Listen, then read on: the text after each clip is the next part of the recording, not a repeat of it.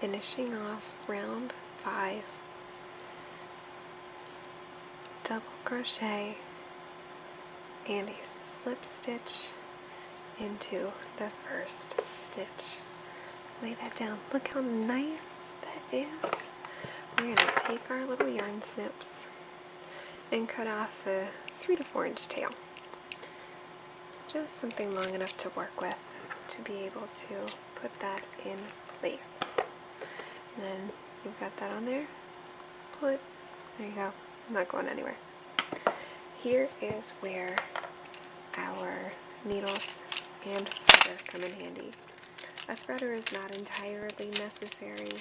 I just find it to be a lot faster when working with multiple tails, and in this project you will be, say you do 1 week's worth of squares and you decide to then finish them off at the end of the week once you have 7. Nothing wrong with that, just makes things easier for having the threader. I'm using a needle that has a fairly large eye. I find it to be a lot easier when you're working with a spot that has 2 tails in it. Thicker, you need a bigger eye in your needle. So what we do, we're going to slide that through, take the end of your yarn, put that on that loop, and pull it through. You don't need to get those readers out. You don't need to worry about fraying the end of your yarn. You've already got it on there, nice and quick. So you can see here, we've got this tail hanging out right here. This is the back of our square. We've got those stitches that we have tucked that under. We just want to sew this under our stitches back along the way that we came, just to really enforce that and make sure it's not going to go anywhere, because hopefully this blanket will be with you for years to come and passed down to family members, and I hope they love it as much as you do. You put a lot of heart and soul into this project. So you see this first loop right here? We're going to go over that one, and then we're going to go underneath these next couple of stitches. 3 or 4 is more than enough, which I think we only did sew it, or not sew it, we did tuck it under only about 3 or 4 to begin with. Then you're going to pull that through, hold that spot, because you don't want to pull too hard, because then you may cause a little gap in there, and that's not what we're going for. But we've got that pulled taut, it's not going anywhere. Take that needle off, then you're going to need your little yarn snips, your scissors again.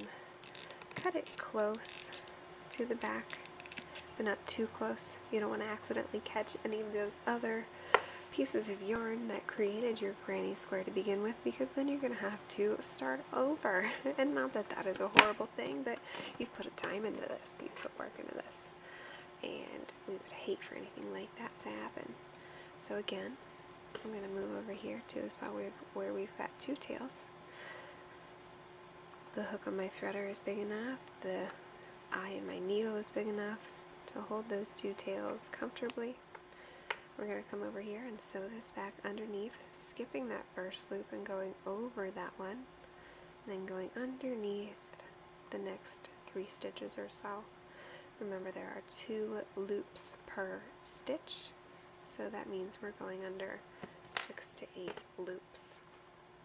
Give that a nice little tug back into place so we're not pulling that too tight, and our square maintains its shape. And we're going to cut those tails off and get them out of our way. That brings us to our last tail. This one's going to be done a little differently because it was not tucked into place whenever we completed round 1 or whenever we changed colors. So here's what we're going to do. We are along the side of our crocheted granny square. You see where we slip stitched in and that tail is pulled through.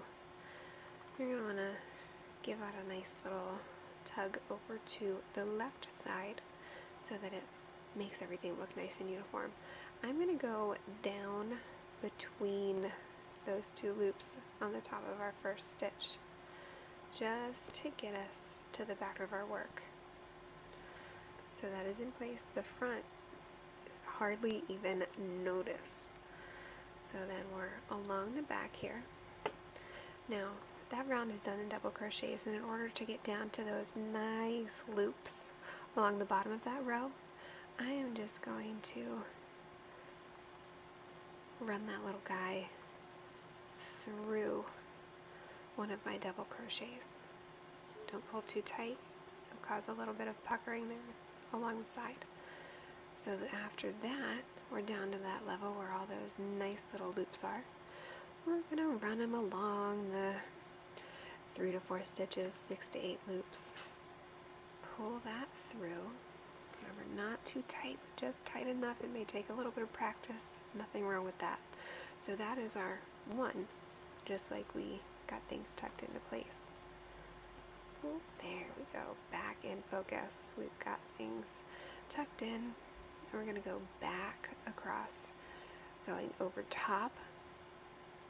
See, we came out underneath this loop right here.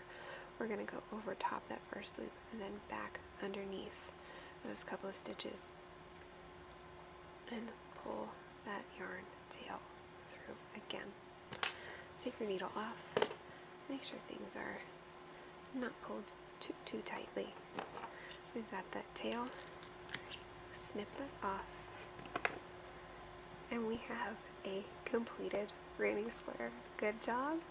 And once we get enough here to make our first row of our blanket, which will be 18 squares, but only 16 days worth of squares, because we have, oh no, I'm sorry, 14 days worth of squares, because we have 4 blank squares in the tops of our corners for the very first row. So 2 weeks from now, I will be following up with you on how I plan to join all of my squares. If you have any questions, please feel free to comment, or I will leave my email linked down below. I have a Facebook page as well. Get in touch with me. I will gladly help you finish your project. Thank you.